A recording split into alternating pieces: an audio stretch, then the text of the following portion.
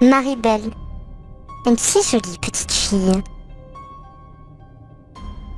En 1968, à Scottwood, un quartier défavorisé de Newcastle, au Royaume-Uni, Maribel n'a que 11 ans quand elle amène un petit garçon, Martin Brown, âgé de seulement 4 ans, dans une maison abandonnée, pour le tuer par étranglement. Quelques jours plus tard, avec une camarade d'école, Norma, elles vont saccager un orphelinat. Elles y laissent un message en avouant le meurtre.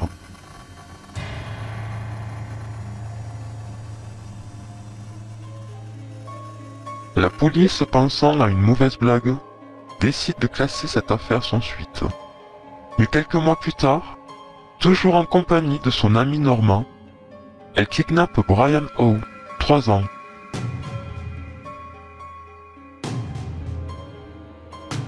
Elle l'amène dans un champ, puis l'étrangle à mort. Elle le mutile ensuite avec une lame de ciseaux et y grave la lettre M sur son ventre. Maribel et son ami Norma se font arrêter. Maribel a été acquittée de meurtre, mais condamnée pour homicide involontaire en décembre 1968 pour le meurtre de Martin Brown, 4 ans, et Brian Howe, 3 ans. Quant à son amie, Norma, elle a été acquittée. Maribel avouera avoir commis ces actes uniquement pour le plaisir et l'excitation de tuer, d'après des experts psychiatriques. Le comportement de Maribel pourrait s'expliquer par une enfance difficile. Son père était malfrat et sa mère, prostituée, a essayé de l'assassiner à plusieurs reprises pendant ses jeunes années de vie. Il l'aurait aussi forcé à avoir des relations sexuelles avec ses clients. Maribel purge sa peine dans une unité spécialisée jusqu'à ses 18 ans, puis finit sa peine en prison. Maribel est relâchée en 1980, à 23 ans, après avoir passé 12 années en prison. La justice lui accordera l'anonymat en lui donnant un nouveau nom.